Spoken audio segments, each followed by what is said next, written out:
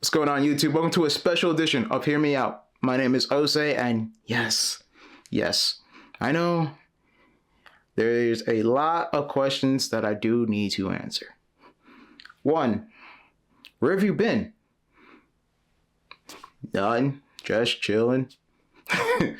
2, are you okay? Yeah, I'm okay. You know, sometimes life just kicks you in your ass and kind of just, puts you down. But the one important thing is you just get right back up and you never give up. Are you trying a different look? A little one, little mustache, a little beard action, kind of different. Just a little tiny bit. But I'm here because there is actually a big news that happened in the NBA this past week, which I definitely just want to get it off my chest. So, if you guys don't follow the NBA, longtime point guard in the league and just all-time great Chris Paul was actually sent home during a road trip by the Los Angeles Clippers and being released from the team. If you guys don't know who Chris Paul is, Chris Paul, like I said, is an all-time great point guard in the NBA. Top 5, easily. This guy is just a class personified guy. He's never somebody that gets in trouble. Obviously, you see his commercials. If you guys have seen the State Farm commercials with the Chris Paul, Cliff Paul, just like the twins and stuff, best commercials easily.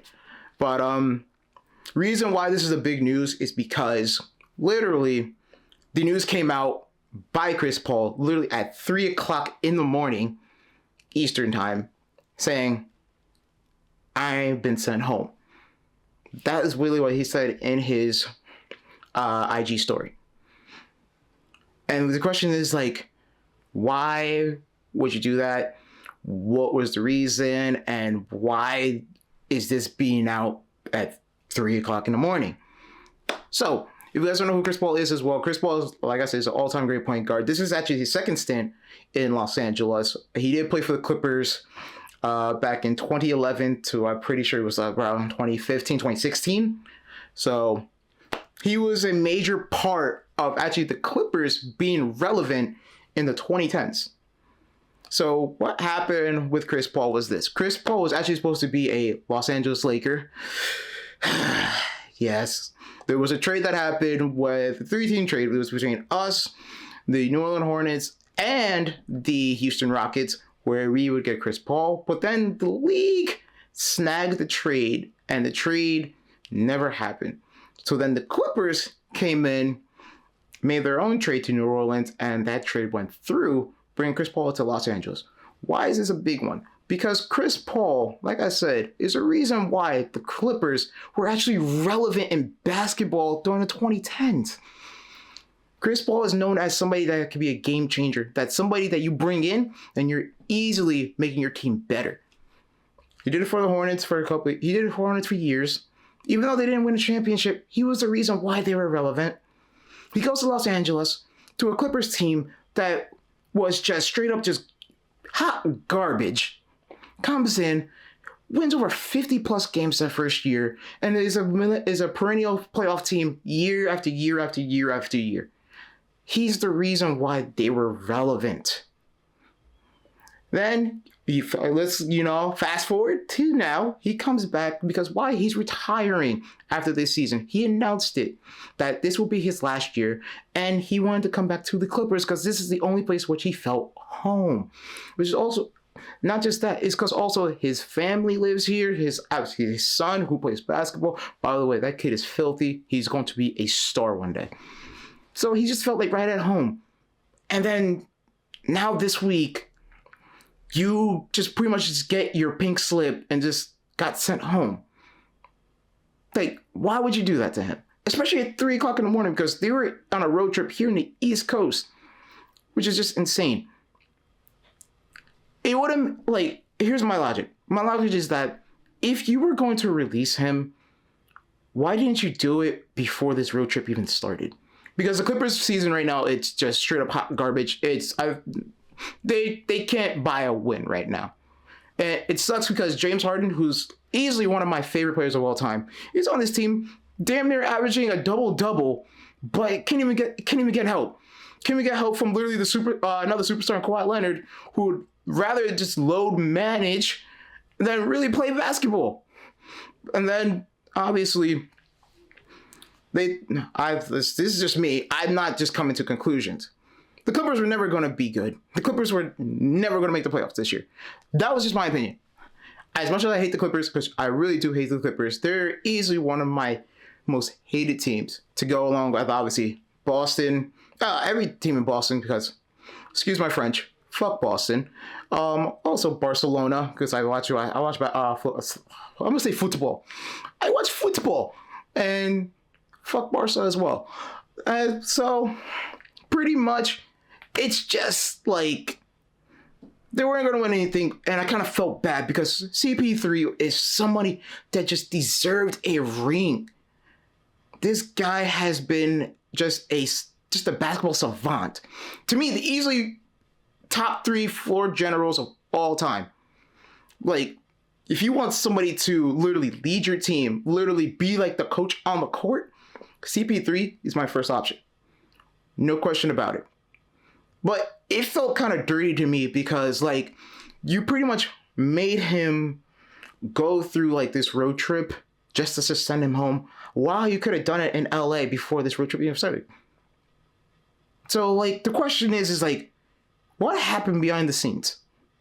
Like, was there tension that just was kind of just, in the mix of this to make this decision?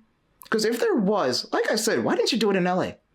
Why you gotta be petty as shit and do it during your road trip? It just doesn't make sense to me. Does it make sense to you guys? Not to me. Because he doesn't deserve this. Chris Paul really, on God, does not deserve this. But this is just my take. He doesn't deserve it whatsoever. But I digress. Please, comment down below your feelings about this CP3 release during the middle of the night. Definitely love to know your opinion. And if you guys honestly know anything, because I know some Clippers fans as well, if you know anything like your behind the scenes stuff that just happened, let me know. Honestly, in the comments down below. In other news, y'all see it. Y'all see it. I can admit when I'm wrong. I was wrong. Okay. Shout out to Daniel Jones. You actually having a pretty good season, I thought this was going to be just the most depressing part of my year because literally mediocrity in the Indianapolis Colts, no quarterback play whatsoever. But guess what? Daniel Jones, shout out to you, man. You have us in a playoff spot right now. But, in the beginning of the season, you had us, 8-1, 8-2. But now we're just 8-4. It's okay. I'm not going to ask for your head. I'm not going to call for your head yet. Because you actually gave me hope. You gave me hope that we can make it to the playoffs and actually make some noise. But the only thing I need you to do for me is this. I know right now you have a fractured fibula in your left leg. You're playing pretty much with a broken leg. But I just need you to do this for me. I want you to prove to the world that you're not a fluke. I'm not asking you to be Patrick Mahomes. I'm not asking you to be Josh Allen. I'm not asking you to be Lamar Jackson. I'm not asking you to be Joe Burrow. What I'm literally asking you to do is this. Just be you. Which kind of everyone believes is that what you are is just a fumbling machine, just a not good quarterback. Well, I literally gave you a pass because of how just shitty the New York Giants organization is. I'm not gonna say is. You had no offensive line. You had pretty much no weapons whatsoever. So now you come to a team with an offensive line, with some weapons, with actually a defense that's kind of been dog shit as of late, but was decent, throughout the season. And you're kind of making noise. You still have people who doubt you, who believe they kind of want to see your downfall. They think that you're on pumpkin watch, that you're just going to be like Cinderella. You're just going to turn to a pumpkin at midnight. Prove them wrong. I don't care if we just, like, I don't even care if, like, we lose a playoff game. If you take us to the playoffs, you're in my good grace. That it's just, I haven't seen a playoff game lose since Uncle Phil was our quarterback back in 2020 during COVID. By the way, we should have won that game against the Buffalo Bills. Rewatch that game. Like, fully, not the highlights, really rewatch that game. We beat ourselves. They did not beat us. Just like a lot of games this season, like against the Rams really didn't beat us. Yeah, thank you, A.D. Mitchell. Just like the Chiefs game, we beat ourselves. Yeah, it just happens. But other than that, don't really get me started about last week's game against the Texans. The refs, you guys suck. Like, you really suck. Like, you guys are Stevie Wonder out there. There's literally a play where it was a 3rd and 15. Snap was not, like, literally the play clock hit 0. The ball was not snapped, which, by the way, that's a delay of game, first of all. Then, during the play, there was a pass interference call on Kenny Moore, which he didn't even touch the receiver. The receiver slipped, and that was called. So then they get the first down. Yeah, and like 2 plays later, they get the touchdown. They go for the point after, which literally missed, and then the refs called it good. Wow, you can literally see with your own 2 eyes, the motherfucker missed the point after. So, like, it made no sense. So that changed the game because now the Colts have to score a touchdown to at least win the game instead of the Indianapolis Colts just needing a field goal to kind of just extend the game so that they could play into their own hands and actually win the game. Last week was just BS. Now, because I'm recording this, today is December 7th, 2025. So today is division week, which is the Jacksonville Jaguars versus Indianapolis Colts in Jacksonville. A place that we haven't won literally since I was a sophomore in high school, which was back in 2014. Yes, I get it. I'm Unk. Fuck off. But at the end of the day, I just want us to win so that we can just reclaim back our division. At least one division title. That's all I ask for. If we win a division title, I think I'm good for right now, and that I'll worry about the Super Bowl and all that stuff at a later time. But just, let's try to win the division. That's all I'm asking for from you, Daniel Jones. One division title. Just one. But other than that, guys, thank you so much for watching.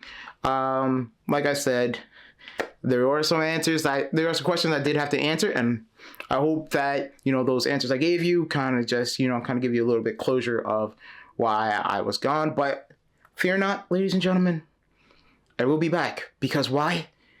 This Saturday is John Cena's final match as a professional wrestler. So I definitely have to talk about it. I have to talk about just his whole retirement tour, which I'm going to do in a separate video, which I will upload this week. There's no broken promises. This is the promise I will keep. And guess what? I'll pinky promise it with you. See, just grab my pinky. We'll kiss. You kiss? You kissed it? Better have. Alright. Without further ado, thank you guys so much once again. And I will not also just a little announcement as well. I will not be ending my videos with Love Always Prevails. I just want to go a different direction, but kind of just with the same message. Never give up. Just never give up. Forever and always. Have a great one, guys.